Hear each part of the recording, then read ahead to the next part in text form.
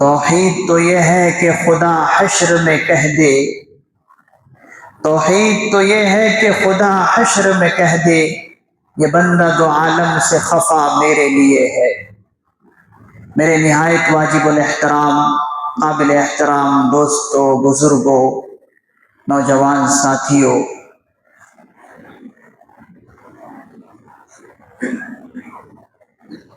آج میں جس عنوان پر گفتگو کرنے جا رہا ہوں وہ ہے فتنوں سے حفاظت کیسے ہو۔ اللہ تعالیٰ سے دعا ہے کہ اللہ تعالیٰ مجھے قرآن و حدیث کی روشنی میں شرح صدر کے ساتھ بات کہنے کی توفیق نصیب فرمائے اور ہم سبوں کو اس پر عمل پیرا ہونے کی توفیق عطا فرمائے۔ گرامی قدر حضرات، میں نے جس آیت کریمہ کی تلاوت ابھی خطبہ مسنونہ کے اندر کی ہے، اس آیت کے بارے میں حضرات مفسرین اعظام رحمہم اللہ فرماتے ہیں کہ یہ آیت مبارکہ حجۃ الوداع کے موقع پر نازل ہوئی ہے، اور آپ علیہ الصلوۃ والسلام کے آخری حج میں یہ آیت مبارکہ اتری ہے، جس آیت کریمہ میں اللہ رب العزت نے یہ ارشاد فرمایا، الیوم اکملت لکم دینکم، کہ میں نے آج تمہارے لیے دین کو مکمل کر دیا ہے، واتممت علیکم، تم پر میں نے اپنا دین مکمل کر دیا ہے، اور میں تمہارے لیے اپنی نعمتیں بھی مکمل کر دی ہے، اور میں تمہارے لیے دین اسلام کو دین کے اعتبار سے چن لیا ہے، میں اس پر تمہارے لیے راضی ہوں۔ اس آیت کریمہ سے معلوم ہوا کہ یہ مذہب اسلام آخری دین ہے، آخری مذہب ہے۔ جب یہ آیت کریمہ نازل ہوئی تو یہودیوں نے کہا کہ اگر یہ آیت کریمہ ہماری شان میں نازل ہوتی تو ہم جشن مناتے، اس لیے کہ یہودیوں کو یہ ہر وقت کھٹکا لگا رہتا تھا کہ کب پھر دوسرا نبی آ جائے، ہر وقت ان کو ستاتا رہتا تھا۔ لیکن یہ آیت کریمہ حضور علیہ الصلوۃ والسلام پر نازل ہوئی اور معلوم یہ ہوا کہ یہ مذہب اسلام آخری مذہب ہے اور آخری دین ہے۔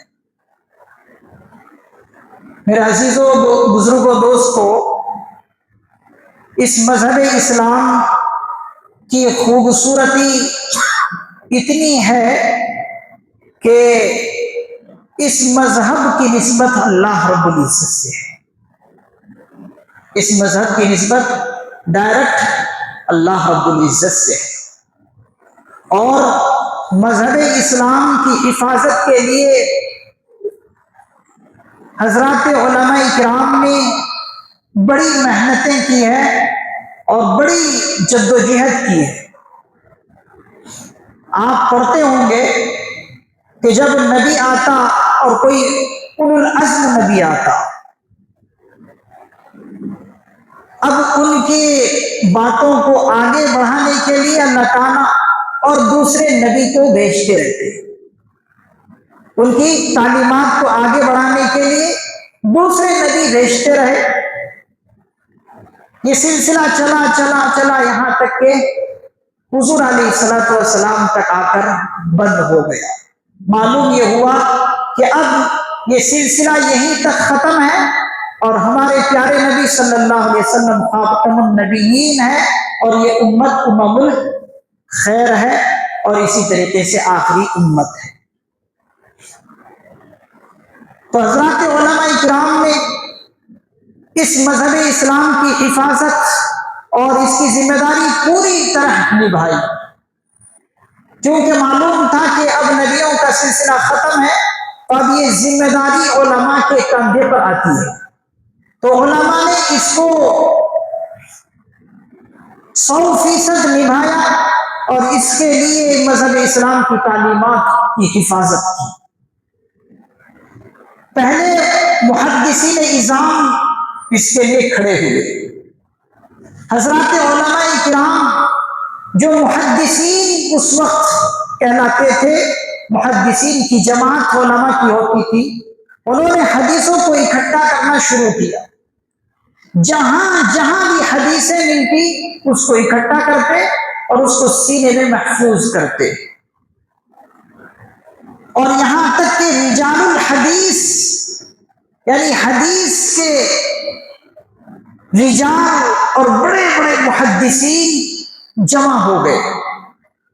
پھر ان کے بعد محدثین اعظام کے بعد فقہاء کرام نے اس ذمہ داری کو لیا، اور فقہاء کرام نے ان حدیثوں سے مسائل اخذ کیے، ان حدیثوں سے مسائل نکالنے شروع کیے، قرآن کریم سے مسائل اخذ کرنے شروع کیے، تو فقہاء کرام کی جماعت بنی۔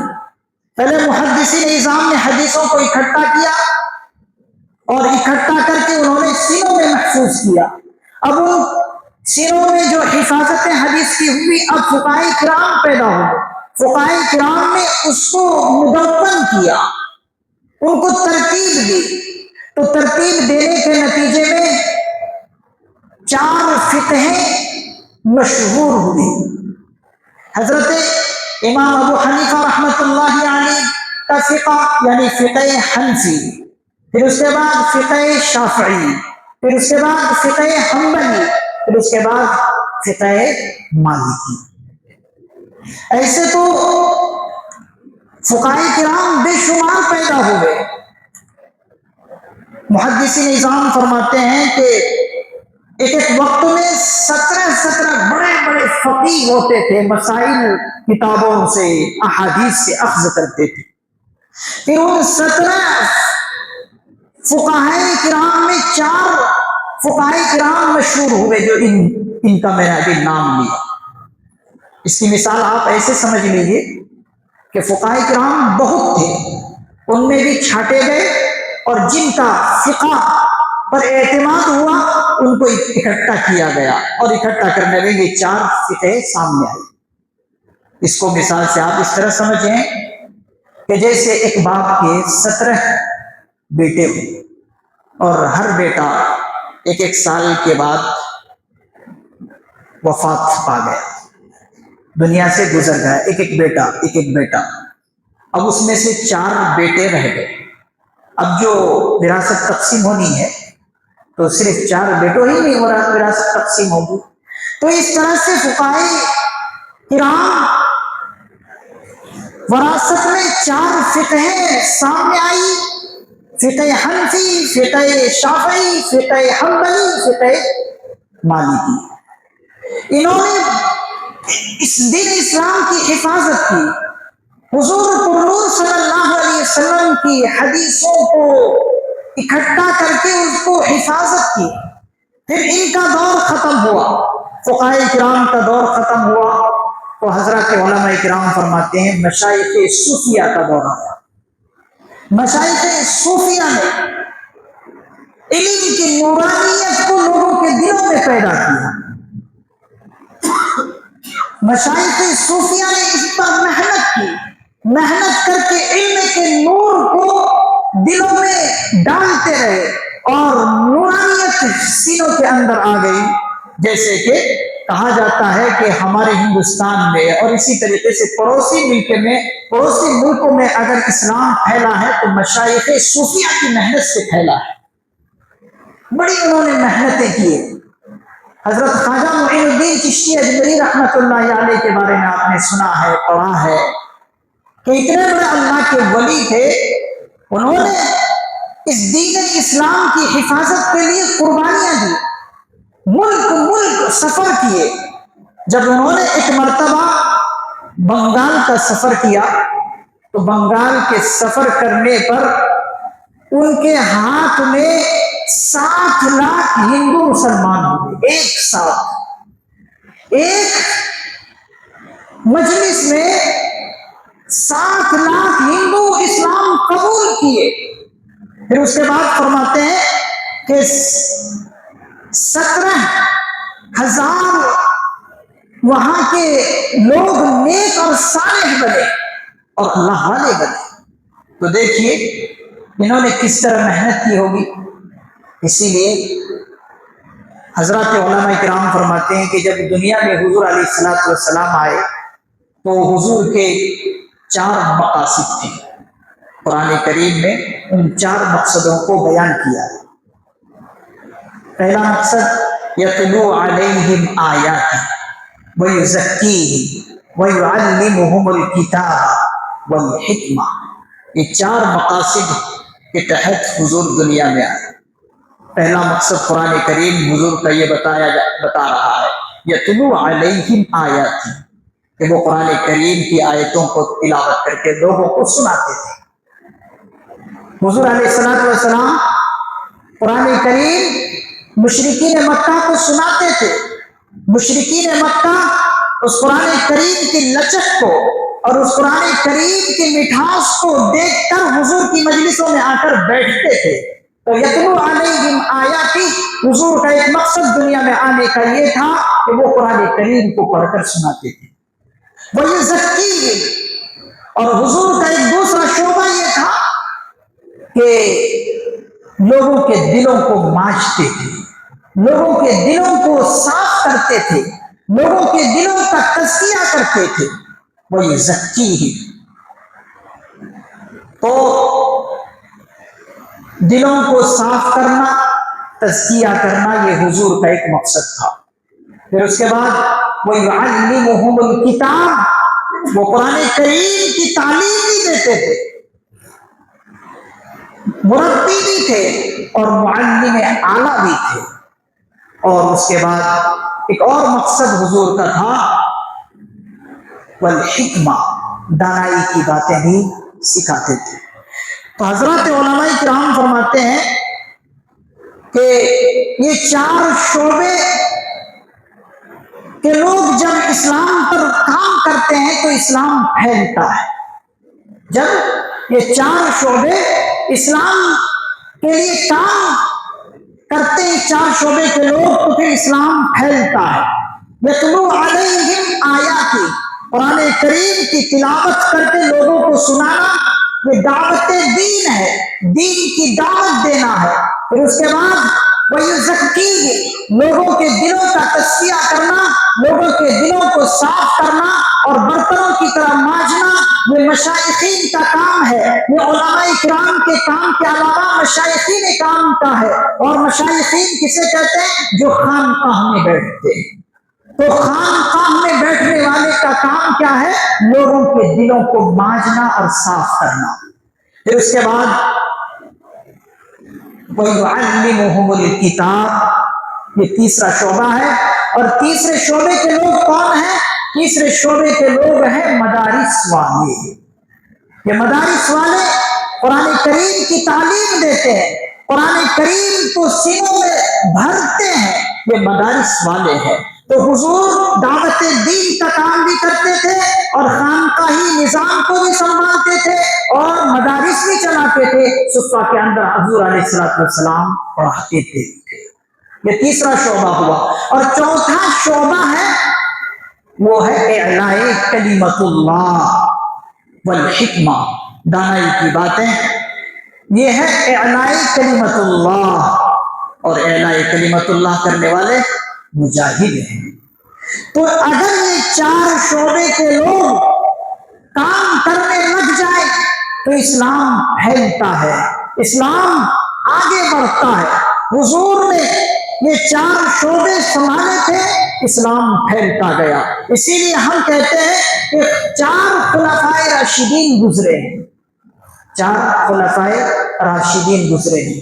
حضرت صدیق اکبر رضی اللہ عنہ کی خلافت، حضرت عمر فاروق رضی اللہ عنہ کی خلافت، حضرت عثمان غنی رضی اللہ عنہ کی خلافت، حضرت علی المرتضی رضی اللہ عنہ کی خلافت، حضرت صدیق اکبر رضی اللہ عنہ قرآن کے جامع بنے، قرآن کو جمع کرنے والے بنے، اور پھر اس کے بعد حضرت عمر فاروق رضی اللہ عنہ خلافت سنبھالے، اور انہوں نے دین کو مضبوط کیا، اسلام کو مضبوط کیا، اور اتنا مضبوط کیا، اتنا اسلام کو پھیلایا کہ 22 لاکھ مربع زمین تک اسلام پھیل گیا۔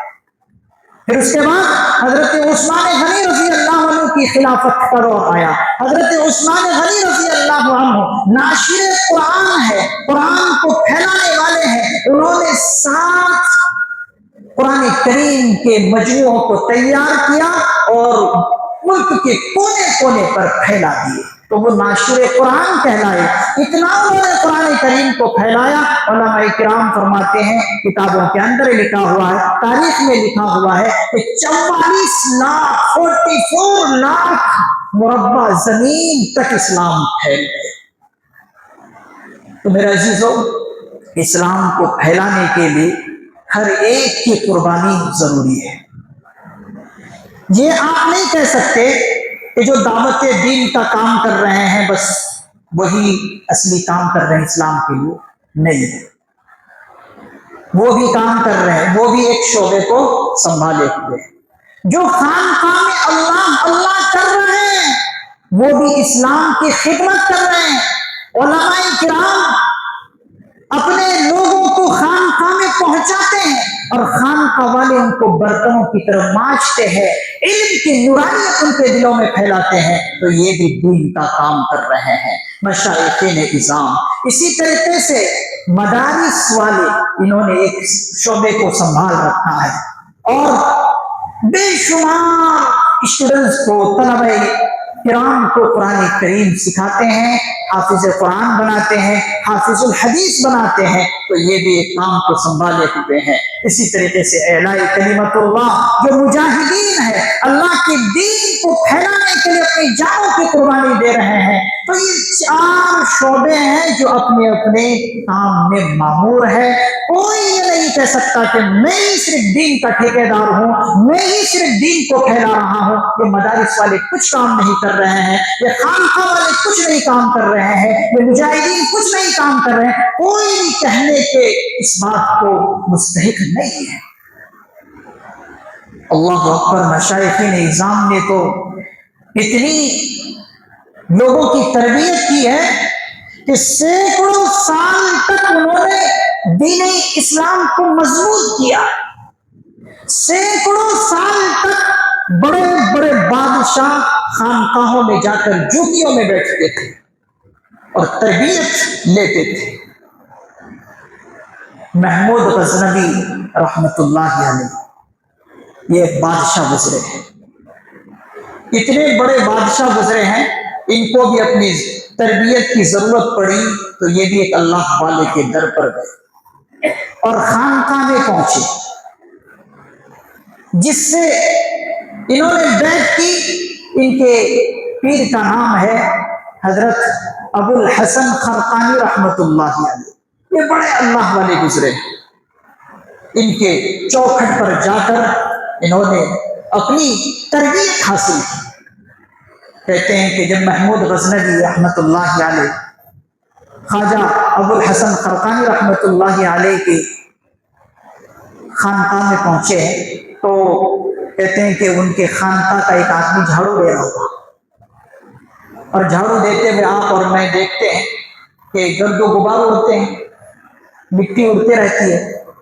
تو جیسے ہی محمود غزنوی رحمت اللہ علیہ پہنچے ہیں تو جھاڑو دینے والا جھاڑو دے رہا ہے، حضرت محمود غزنوی رحمت اللہ علیہ اس خانقاہ کے گرد و غبار کو اپنے چہرے پر مل لیتے ہیں، مٹیوں کو اپنے چہرے پر ملتے ہیں۔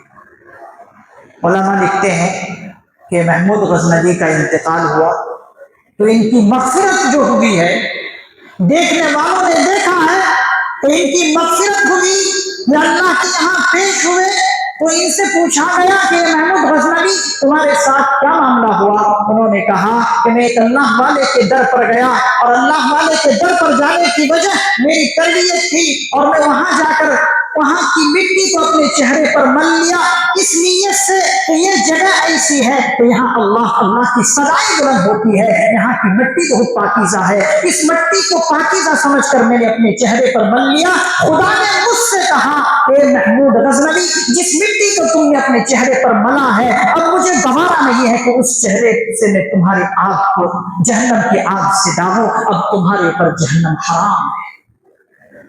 یہ اللہ والوں کی خانقاہ کی مٹی کا اثر ہے۔ جب انہوں نے ایک مرتبہ سومناتھ کے قلعے کو فتح کرنا چاہا، تو جب بھی یہ سومناتھ کے قلعے کو فتح کرنا چاہتے تھے تو علماء کرام لکھتے ہیں کہ ہر بار ان کو شکست ہوتی تھی۔ اور آپ جانتے ہیں کہ سومناتھ کا قلعہ اس وقت مرکز سمجھا جاتا تھا، جیسے آج ہندوؤں کا مرکز ایودھیا سمجھا جاتا ہے۔ اس وقت سومناتھ کے قلعے کو مرکز سمجھتے تھے۔ تو حضرت محمود غزنوی رحمۃ اللہ علیہ اس کو کسی طرح فتح کرنا چاہتے تھے، تو جب بھی فتح کرتے، فوج کشی کرتے، فوج ہار جاتی۔ تو ایک مرتبہ پریشان ہو کر حضرت کے در پر پہنچے، خانقاہ میں پہنچے اور حضرت سے دعا کرنے لگے، کہنے لگے کہ حضرت میں سومناتھ کے قلعے کو فتح کرنا چاہتا ہوں، لیکن ہر بار مجھے شکست مل رہی ہے، آپ میرے لیے دعا کریں۔ تو حضرت نے دعا بھی کی اور کہا اے محمود غزنوی، تم میرا یہ جبہ لے کر جاؤ، میرا یہ کرتا لے کر جاؤ، اور کرتا لے کر اللہ کے سامنے 2 رکعت نفل پڑھ کر دعا کرنا۔ اور دعا کس طرح کرنا یہ بتا بھی دیا کہ محمود غزنوی، دعا اس طرح کرنا کہ یا اللہ، یہ جبہ جو ہے، اس جبے کو اوڑھنے والے کا اگر تیرے یہاں کوئی مقام ہے تو اس کے ذریعے سے سومناتھ قلعے کو فتح کرنا۔ کیا کہنا کہ اس جبے والے کا اگر تیرے یہاں کوئی مقام اور مرتبہ ہے تو ان کے واسطے سے سومناتھ قلعے کو فتح کرنا، فتح کر دینا۔ تو انہوں نے اب جو ہے سومناتھ قلعے کو فتح کرنے کے لیے پہنچے ہیں، تو آگے تو محمود غزنوی ہے اور پیچھے ان کی فوج ہے، لڑ رہے ہیں، فوج جو ہے بکھر جا رہی ہے، پاؤں اکھڑ جا رہے ہیں فوج کے، اور پھر جو ہے محمود غزنوی ہمت کر کے دشمن کے فوج سے لڑ رہے ہیں، اور اسی وقت انہوں نے یہی دعا کی، 2 رکعت نفل نماز پڑھی اور دعا کی کہ دیکھنے میں یہ آیا کہ تھوڑی دیر کے اندر جو ہے سومناتھ قلعے کو فتح کر لیا، سومناتھ قلعے کو فتح کر لیا۔ اب فتح کرنے کے بعد حضرت محمود غزنوی رحمۃ اللہ علیہ اس اللہ والے کے پاس اس غرض سے پہنچ رہے ہیں کہ میں ان کا شکریہ ادا کروں۔ اب اسی درمیان میں ہارنے والے جو لوگ تھے دشمنان اسلام، انہوں نے کہا کہ تم نے تو سومناتھ قلعے کو فتح کر لیا، اب وہاں پر جو ہے ہمارے بت پڑے ہوئے ہیں اور وہ بت جو ہے سونے کے ہیں، تم ان بتوں کے وزن کے برابر سونا لے لو اور وہ ہمارے بت ہمیں دے دو۔ کتنا عجیب و غریب امتحان ہے محمود غزنوی کے ساتھ۔ اب دشمن کیا کہہ رہے ہیں کہ تم وزن ان بتوں کے برابر سونے لے لو اور ہمارے وہ بت دے دو۔ اب محمود غزنوی رحمۃ اللہ علیہ فیصلہ کرنے میں پریشان ہے کہ فیصلہ کروں تو کیا کروں، اگر میں سونا لے کر ان کے بتوں کو دے دیتا ہوں تو بعد میں آنے والی نسلیں یہ کہیں گی کہ محمود غزنوی بت فروش تھا، بتوں کو بیچ کر سونا لیا، تو اگر میں دے دیتا ہوں تو لوگ مجھے اس طرح بدنام کریں گے کہ یہ بت فروش تھا، بتوں کو بیچ کر سونا لیا، اور اگر میں بتوں کو توڑ دیتا ہوں تو لوگ کہیں گے کہ بت شکن تھا۔ اور انہوں نے فیصلہ کیا کہ میں بتوں کو بیچ کر سونا نہیں لوں گا، بلکہ میں یہ ضرور گوارا کروں گا کہ لوگ مجھے بت شکن کہیں، بتوں کو توڑنے والا کہیں، میں یہی فیصلہ کرتا ہوں کہ بتوں کو توڑتا ہوں۔ انہوں نے بتوں کو توڑا اور توڑنے کے بعد دیکھتے یہ ہیں کہ ان بتوں کے اندر یہ ہیرے جواہرات بھرے ہوئے، ہیرے جواہرات بھرے ہوئے۔ اب جو ہے مسلمانوں کو بڑی مالی تعاون حاصل ہے، تو اب حضرت کے پاس ہو جاتے ہیں ہدیہ وغیرہ لے کر، حضرت سے کہتے ہیں آپ کا شکریہ، آپ کی دعا بہت کارگر ہوئی کہ سومناتھ قلعے کا میں فاتح بن گیا۔ اس وقت حضرت نے کہا کہ محمود غزنوی تم جانتے نہیں ہو، اللہ مانو کہ یہاں یہ دنیا کی کوئی قدر و قیمت نہیں ہے، تم جانتے نہیں ہو کہ دنیا کی دولت، یہ دنیا کے ساز و سامان ہمارے پیروں کی جوتیوں کے برابر بھی نہیں ہے۔ انہوں نے اصرار کیا کہ آپ ہدیہ لے لیں، انہوں نے انکار کرتے ہی رہے، حضرت انکار کرتے ہی رہے۔ جب انکار کرتے رہے، وہ اصرار کرتے رہے، تو حضرت نے مجبوراً ایک خانقاہ کی جو سوکھی روٹی پڑی تھی، وہ روٹی اٹھا کر ان کو دیے، اور دینے کے بعد کہا کہ اس کو کھاؤ۔ محمود غزنوی کہاں وہ سوکھی روٹی کھانے والے، وہ تو مرخم کھانے والے، بہترین غذائیں کھانے والے، تو وہ جیسے ہی لقمہ منہ میں دیتے ہیں گلے میں اٹک جاتے ہیں، نگل نہیں پاتے، بار بار کوشش کرتے ہیں کہ نگلے لیکن نگلتی نہیں۔ تو حضرت سے وہ شکایت کرنے لگے کہ یہ روٹی تو نہیں جا رہی، تو حضرت نے جو جملہ فرمایا وہ دیکھیے۔ حضرت نے ان سے کہا کہ محمود غزنوی، جس طریقے سے یہ روٹی تمہارے حلق کے اندر نہیں جا رہی ہے، دنیا کی ساز و سامان اور دنیا کی دولت بھی ہماری حلق کے نیچے نہیں اترتی ہے، یہ دنیا کی چیزیں بھی ہمارے حلق کے اندر نہیں اترتی ہے، یہ دنیا کی ساز و سامان اور یہ دولت ہماری جوتیوں کے برابر بھی نہیں۔ اور ان سے کہا کہ محمود غزنوی، تم نے دعا مانگنے میں بہت کنجوسی کی، تم نے صرف اتنا دعا کیا کہ مجھے سومناتھ کے قلعے کو فتح چاہیے، اللہ سے تم نے یہ دعا کی کہ اللہ سومناتھ قلعے کو فتح فرما دیجیے۔ اے محمود غزنوی، اگر تم میرا نام لے کر اللہ سے یہ کہتے کہ یا اللہ مجھے فاتح عالم بنا دے، پوری دنیا کا فتح کرنے والا بنا دے، تو اللہ رب العزت اس وقت تمہیں پوری دنیا کا فاتح بنا دے، فتح کرنے والا بنا دے۔ تو یہ ہے اللہ والوں کی دعاؤں کا اثر۔ تو میرا عزیزو، آج ہم غفلت میں پڑے ہوئے ہیں، اس وقت تو بڑے بڑے بادشاہ اللہ والوں کے جوتیوں میں جا کر بیٹھتے تھے، آج اللہ والوں کے پاس جانے میں ہمیں شرم محسوس ہو رہی ہے۔ آج حالت یہ ہے کہ ہمارا ایمان اتنا کمزور ہے کہ ہم اللہ والوں کے پاس جاتے ہوئے شرماتے ہیں۔ شرمائیے نہیں، یہ کسی معمولی بندوں کا وتیرہ نہیں ہے، یہ بڑے بڑے بادشاہوں کی عادت ہے کہ وہ اللہ والوں کے پاس جاتے تھے۔ آپ حضرت اورنگزیب عالمگیر رحمت اللہ علیہ کی زندگی کو پڑھیے، آپ مغلیہ شاہان کی زندگیوں کو پڑھیے، وہ اللہ والوں کی جوتیوں میں جا کر بیٹھتے تھے اور ان سے دعائیں لیتے تھے۔ آج اللہ والوں سے ہمارا رابطہ ٹوٹ گیا ہے۔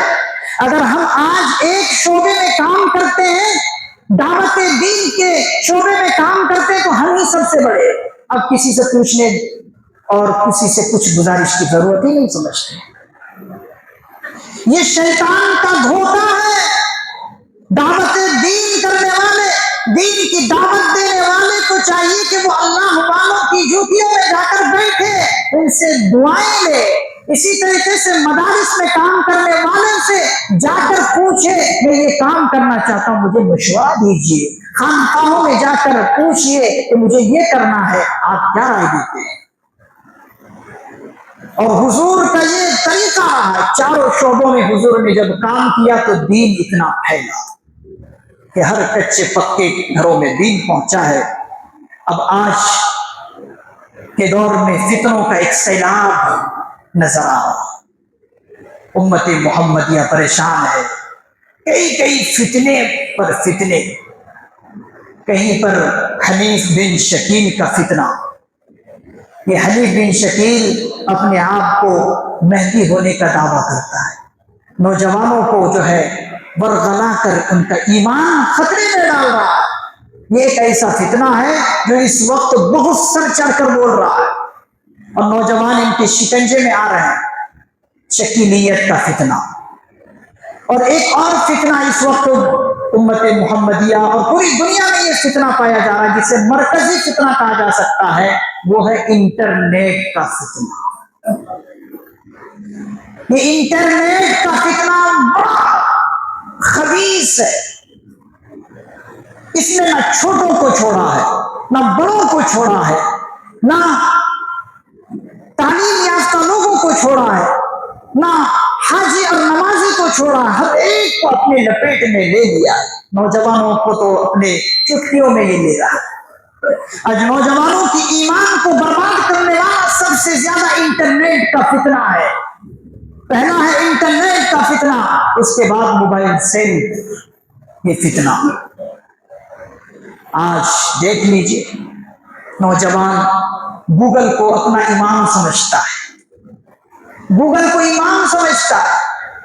انٹرنیٹ پر بکواس جب سنتے ہیں نوجوان تو دیکھتے ہیں کہ اگر کوئی مولوی کے بہت زیادہ فالوور ہیں، بہت زیادہ ان کے ویوز ہیں، سننے والے بہت زیادہ ہیں، تو انہی کے پیچھے پڑ جاتے ہیں۔ یہ نہیں تحقیق کرتے کہ یہ جو بندہ ہے مولوی لباس پہن کر ہے، یہ کہ یہ صادق ہے یا غلط ہے، وہ کیا ہے کچھ نہیں دیکھتے، بس ان کے فالوورز کتنے ہیں، بس زیادہ ہے ان کے پیچھے پڑ جاتے ہیں۔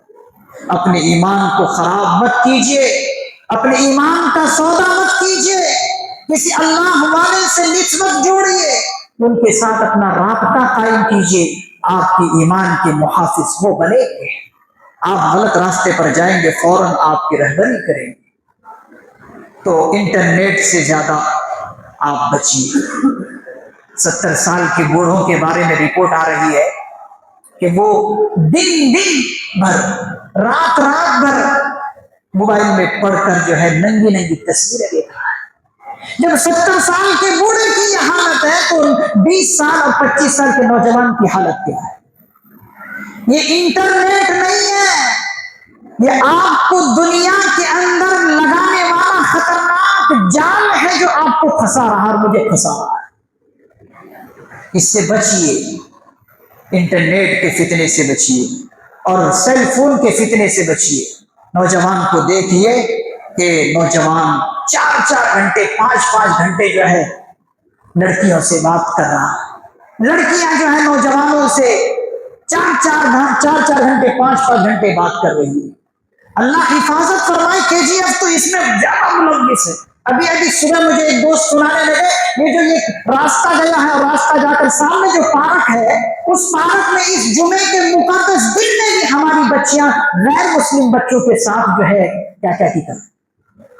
ابھی پچھلے جمعے کا واقعہ ہے، ایک نوجوان بچی ہندو بچے کے ساتھ اس سے کچھ کر رہی ہے، ہمارا نوجوان گیا تو اس سے بحث کرنے لگی اور ڈرا رہی ہے خود اس نوجوان کو جو اس سے جا کر پوچھ رہا ہے۔